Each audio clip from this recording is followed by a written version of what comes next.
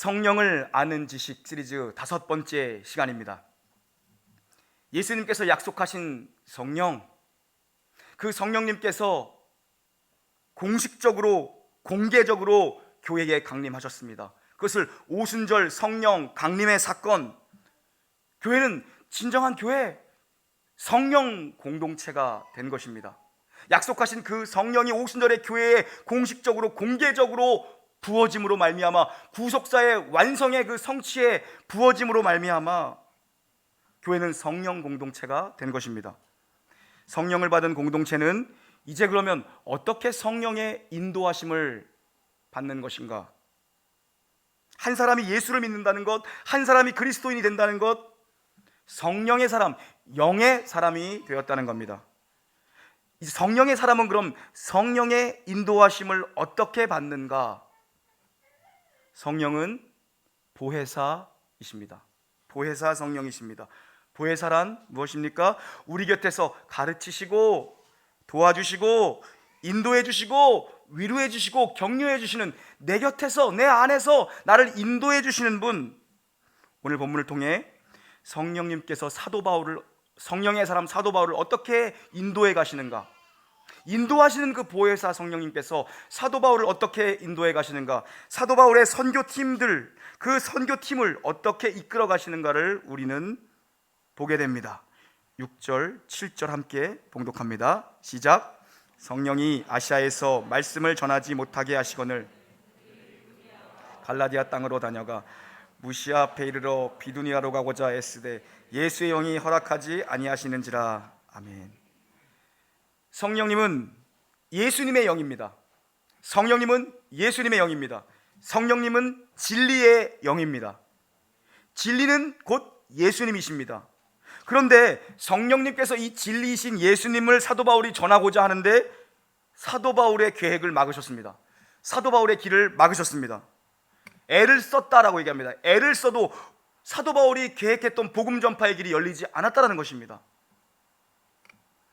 이상합니다.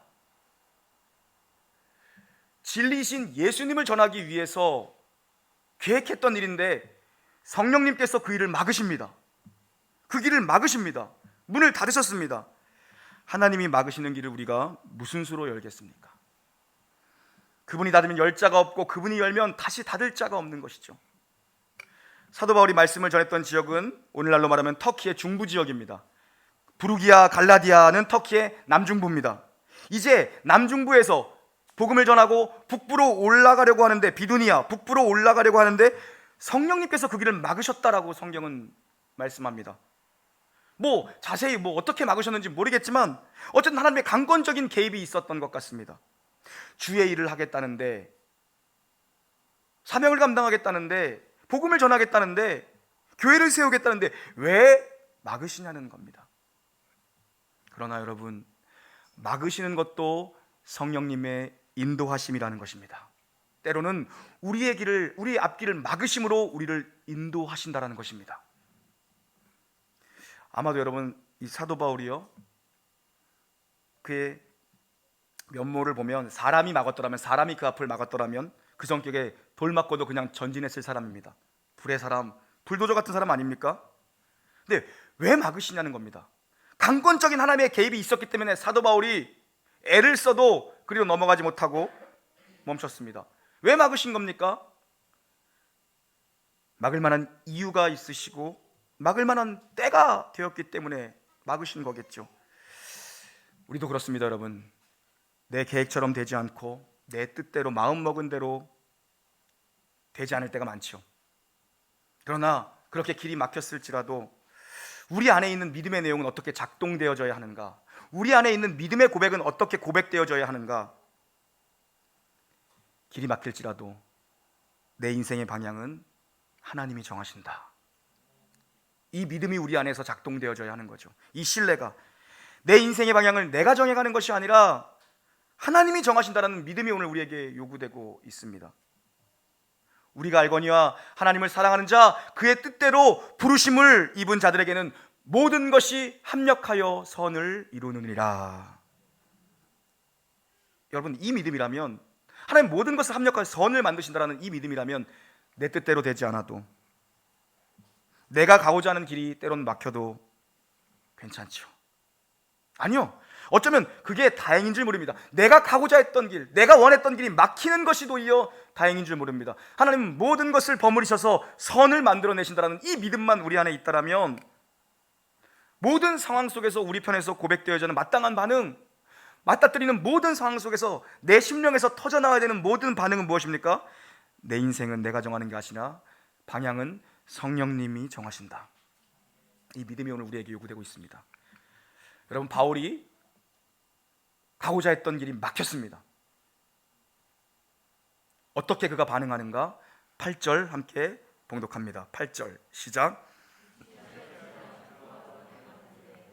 아멘. 자신이 가고자 했던 북부 비두니아가 막혔습니다. 그러자 그가 몸을 틀었습니다. 반대 방향으로 몸을 틀었습니다. 서쪽 에게해 연안의 항구 도시였던 드로아 방향으로 그가 몸을 틀어버립니다. 정반대로 길을 돌려버립니다. 여러분, 사도 바울이 고집이 없는 사람입니까? 아니요, 이 사람 막을 자가 없는 사람입니다. 불도저처럼 그냥 밀고 들어가는 사람입니다.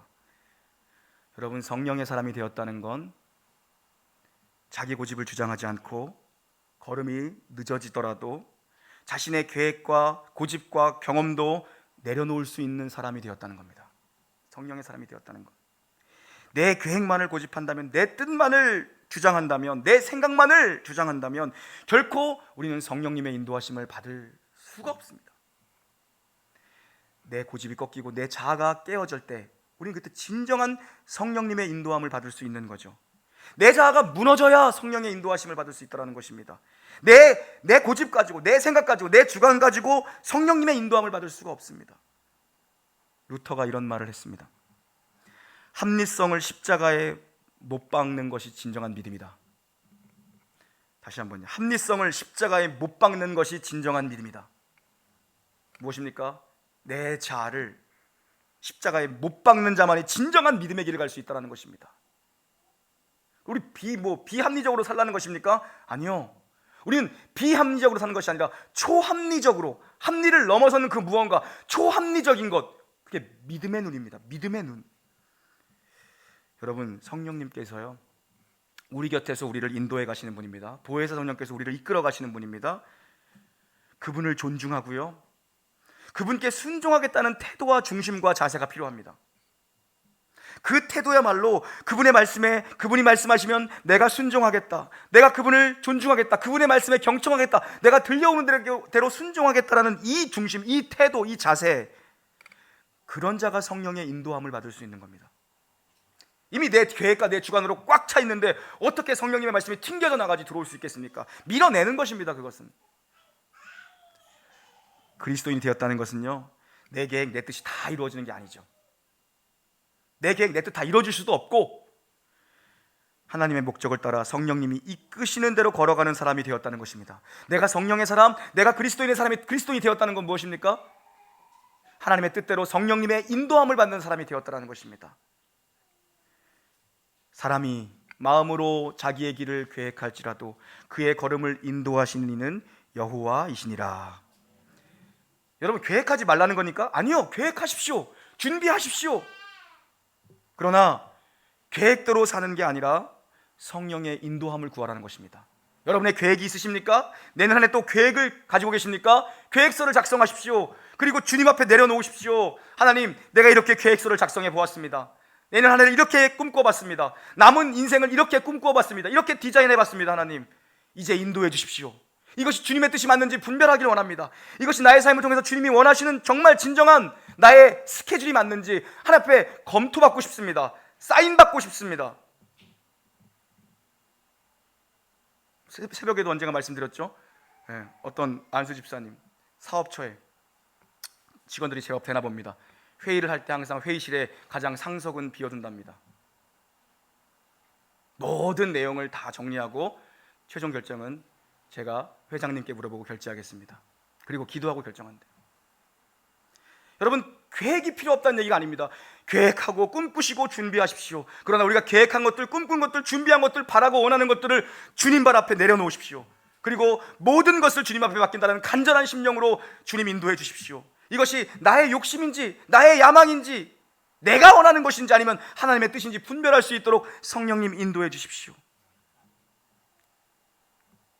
성령님께서 인도하시는 길은 무조건 좋은 길이라는 확신을 가지고 모든 것이 합력하여 선을 이룰 것이라는 믿음 가지고 살아가기를 축원합니다. 9절 봉독합니다. 시작.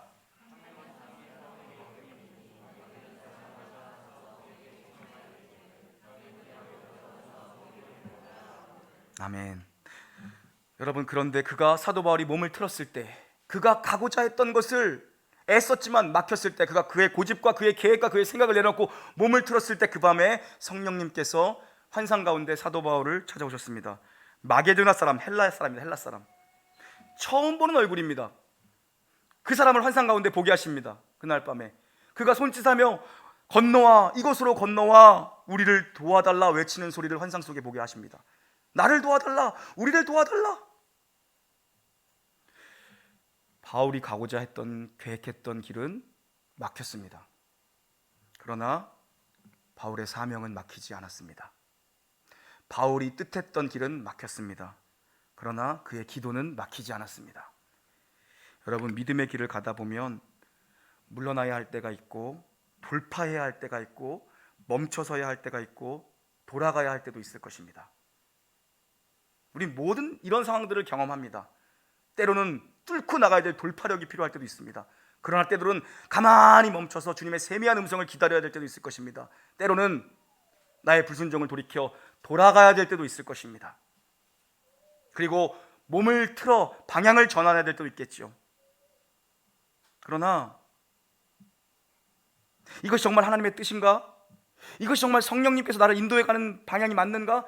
이것이 내 욕심인가? 아니면 하나님의 뜻인가? 이것이 성령님이 나를 인도해가는 것이 맞는가? 성령님은 인도해 가시는 분입니다.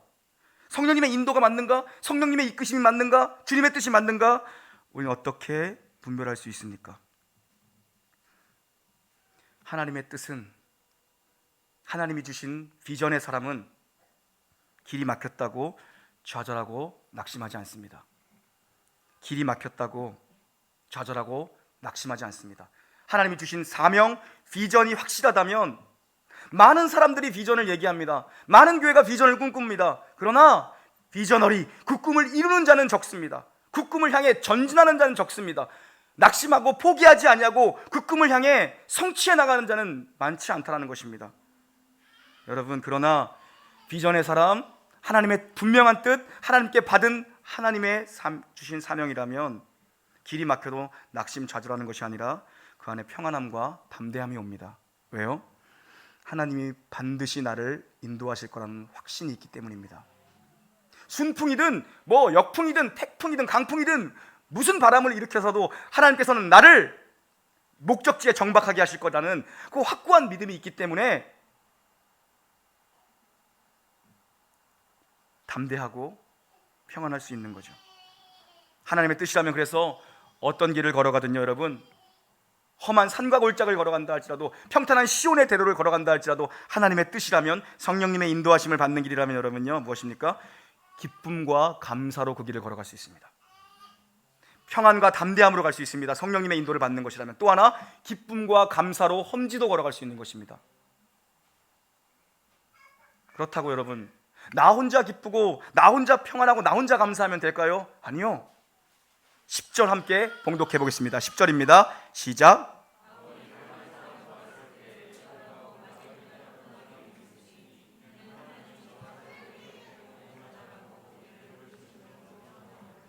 아멘. 그래요. 나는 평안할 수 있고 나는 담대할 수 있습니다. 나는 확신에 차 있을 수 있습니다. 그것으로 끝인가요? 아니요. 이것이 정말 하나님의 뜻이고 이것이 정말 성령님이 나를 이끌어 가시는 것이라면 또 하나의 분별의 증거가 있습니다. 무엇입니까? 마지막 하반절에 보니까 저 사람들에게 복음을 전하라고 우리를 부르신 줄로 인정함이로라. 인정함이로라. 바울이 환상을 보았습니다. 그 팀의 리더는 바울입니다. 바울이 환상을 보았습니다. 마게도나 비전을 보여주셨습니다.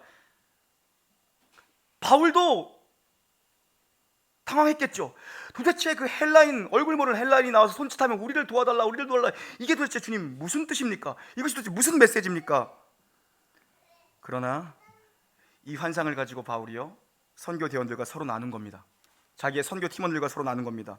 여기서 인정함이러라, 인정했다는 단어는 한 마음으로 종합하여 결론 내렸다라는 의미입니다. 한 마음으로 종합하여 결론 내렸다. 인정함이러라, 모두가 우리를 저들로 하여금 저들에게 복음을 전하라고 부르신 줄 모두가 인정함이러라. 그들이 기도하며 무슨 뜻일까 주님의 뜻을 구하며 마지막에 한 마음으로 종합하여 결론이 모아졌다는 것입니다. 그 환상의 의미를 가지고 선교팀이 함께 기도했던 겁니다. 그들의 마음이 하나로 모아진 거예요. 인정한 거예요. 하나님이 우리를 이 길을 막으시고 우리로 하여금 이 길을 새로 열어주신 이유가 있었구나. 저들에게 복음을 전하라고 우리를 이 길로 틀게 하셨구나. 인정함이로라. 마게도나로 가서 복음을 전하라는 것이 하나님의 뜻이라는 것을 그들이 하나로 뜻을 모읍니다. 성령의 인도함을 받는다는 것은 여러분 이렇게 공동체적 동의가 있어야 되는 겁니다. 공동체적 동의. 내 안에 평안함과 확신과 담대함이 있습니다. 무엇하든 기쁨과 감사로 갑니다. 그렇다고 내 마음대로 내 뜻대로 갈 수 있는 것이 아니라는 것입니다. 이런 공동체적 동의, 모두가 인정함이로라. 가정에서는 가족들 간의 공동체적인 동의, 교회에서는 온 교회의 공동체적 동의. 그래서 어떤 일이 있을 때는 가족들이 함께 기도하여 중요한 일을 결정하는 것이고, 그리고 교회도 중요한 일들 함께 나누며 함께 기도하며 결정하는 것이죠. 그래서 인정함이로라. 하나님께서 목회자에게, 목사님에게 주신 비전, 그 비전을 나눌 때 교회가 함께 기도하여 모두가 인정함이로라. 우리는 이것을 하나님의 뜻으로 받고 함께 가는 것이죠. 하나님의 뜻은 공동체를 한 마음이 되게 하십니다. 가족의 중요한 중대사가 있으니까 온 가족이 함께 기도하십시오. 그래서 하나님의 뜻은 어떤 걸 결정했을 때 마음의 평안과 확신과 담대함을 주십니다. 그들은 곧 갑니다. 곧 마게도나로 가다. 곧 결정을 쉽게 합니다. 의외로 쉽게 할 수 있습니다. 하나님의 뜻은 아무리 큰 것도 쉽게 결정할 수 있습니다. 그리고 험지를 가도, 험한 산과 골짜기를 가도 감사와 기쁨으로 찬양하며 갈 수 있는 것입니다. 하나님이 나를 부르셨다, 이 확신과 하나님 성령께서 나를 인도하시는 길은, 그리고 또 하나 뭡니까? 주변에 있는 사람들의 동의가 필요한 겁니다. 인정함이로라. 교회도 마찬가지입니다.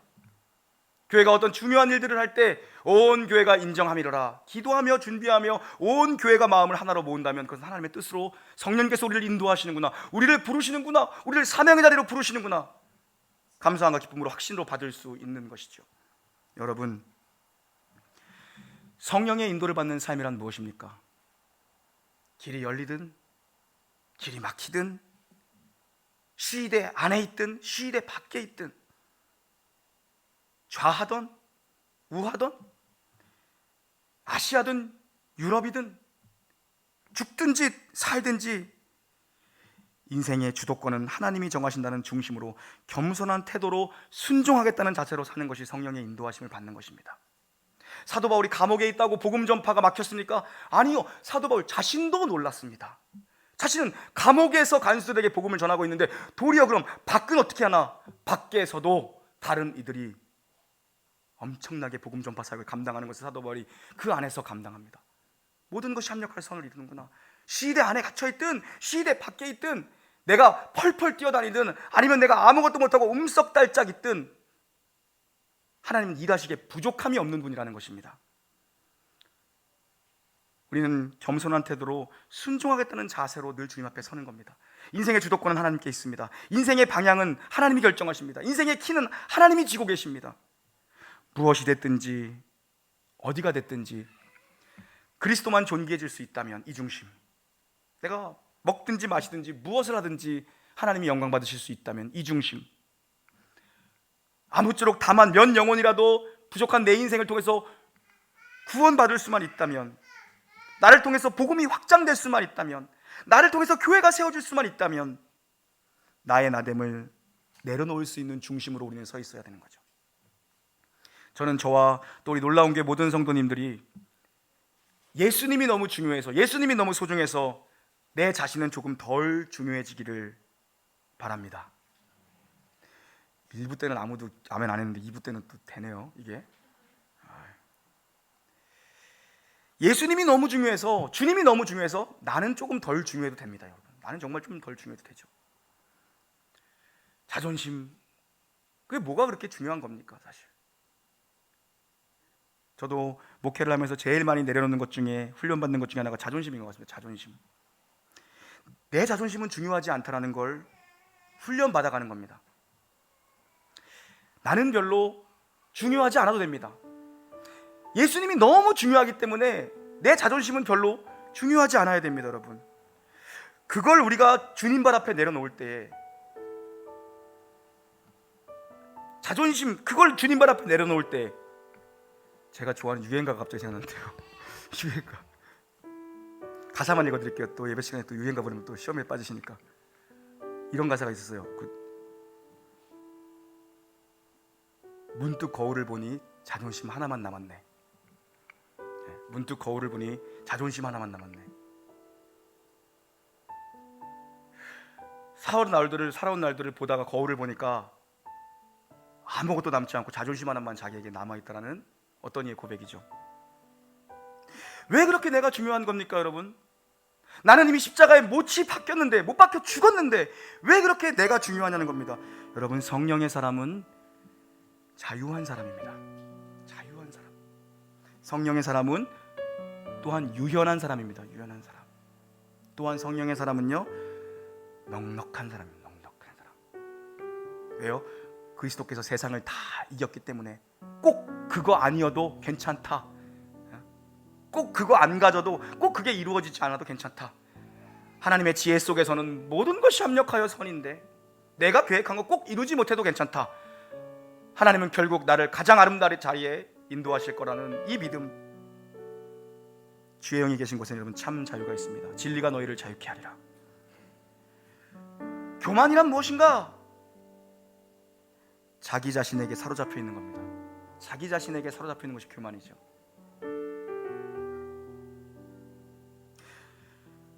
자기에게 꽉 묶여 있는 것이 교만입니다. 이 교만에 누가 제일 빠질 함정이 있는가? 저처럼 앞에서 말 많이 하는 사람들, 이런 교만에 빠질 함정이 있습니다. 제가 해보니까 알겠어요.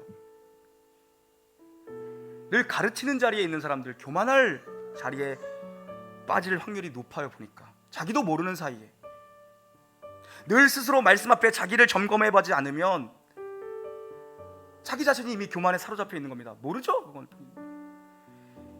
어떤 분들은 교회 뭐 등록하러 오면서부터도 이런 분들 계세요. 저는 조용히 다니고 싶어요, 교회. 여러분, 어쩌면 이런 건 역시도 겸손으로 위장된 교만일 줄 모릅니다. 왜요? 인생의 한계는 누가 정하는 겁니까? 하나님이 정하는 겁니다. 내 인생의 한계는 내가 정하는 게 아니라 하나님이 정하는 겁니다. 내게 사명을 주셨습니까? 그러면 그 사명을 거절하지 말고 무엇을 구하면 됩니까? 저는 못해요라고 하는 것이 아니라 무엇을 구하면 됩니까? 하나님, 맡기셨으면 감당할 능력 주세요. 그럼 되는 거 아닙니까? 하나님, 제가 이걸 할 그릇이 아닌데 맡기셨으면 감당할 능력을 주십시오. 인생의 한계는 하나님이 정하시는 거죠. 결정은 하나님이 하시는 겁니다. 방향은 하나님이 정하세요. 하나님이 이끄신 대로 가는 겁니다. 그게 가장 좋은 겁니다. 하나님이 이끄신 대로 가는 겁니다. 하나님 가라 그러면 가고, 하나님 멈추라 그러면 멈추고, 돌아가라 그러면 돌아가면 되는 겁니다. 조용히 일하게 하실 때는 조용히 일하면 되고, 하나님이 시끄럽게 일하고 하실 때는 시끄럽게 일하면 되는 겁니다. 드러나게 일하면 되는 겁니다. 내가 그것을 정하는 것이 아니라. 사랑하는 성도 여러분, 성령을 아는 지식 시리즈 5번째 시간, 성령님의 인도함을 받는 삶. 길이 막혀도 내 뜻대로 되지 않고 않아도 확신과 담대함과 평안 속에 가는 것입니다. 또 하나 무엇입니까? 험지를 만나도, 시온의 대로를 만나도 교만치 아니하고 감사와 찬양으로 가는 것입니다. 또 무엇입니까? 성령의 인도를 받는 삶. 무엇입니까? 공동체적 동의가 있는 것입니다. 저만 마음 뜨거워서 우리가 합시다, 우리 이렇게 합시다. 아니요. 하나님이 제게 주신 그 진정한 비전이 하나님께로 받은 것이라면 선포할 때 공동체적 동의가 있는 겁니다. 그렇습니다. 목사님을 통해서 주신 비전, 우리 교회가 감당해야 될 시대적 사명입니다. 함께 가는 거죠. 우리 모두 자기 자신에게 사로잡히지 마시고 성령님께 사로잡혀 성령님의 인도하심을 받는 성령 충만한 영의 사람, 영적 공동체 되기를 주님의 이름으로 축원합니다. 아멘. 찬양하겠습니다. 주님 말씀하시면 주님 말씀하시면 내가 나가리라.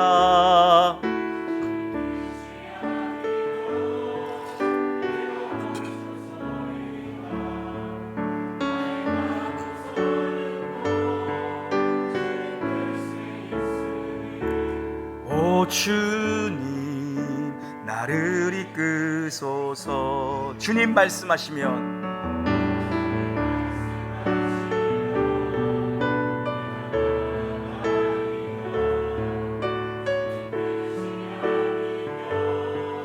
내가 멈춰서리라. 나의 가고 서는 것 주님 뜻에 있으니 오 주님 나를 이끄소서. 뜻하신 그곳에 나 있기 원합니다. 이끄시는 대로 순종하며 살리니 연약한 내 영혼 통하여 일하소서. 주님 나라와 그 뜻을 위하여 뜻하신 그곳에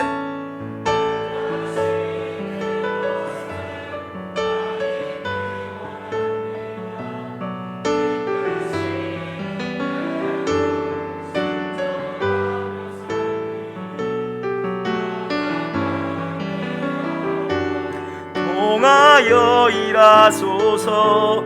주님 나라와 그 뜻을 위하여 오 주님 나를 이끄소서. 오 주님 나를 이끄소서. 오 주님 나를 이끄소서. 우리의 인도자 되시는 하나님 아버지, 사랑하는 주의 백성들 올 한 해도 인도해 주심에 감사하고 다가오는 한 해 그 어느 해보다 특별히 성령님의 인도를 받는 한 해가 될 수 있도록 역사하여 주시옵소서. 놀라운 교회의 주인 되시는 주님, 교회가 늘 성령 충만하여 하나님의 인도하심을 교회가 공동체적으로 받고 한 마음과 한 뜻되어 한 기도로 한 성령 안에서 함께 지어져 갈 수 있도록 축복하여 주시옵소서. 행하시고 그렇게 축복하실 주님을 찬양하며 우리 구주 예수 그리스도 이름으로 감사기 돌리옵나이다. 아멘.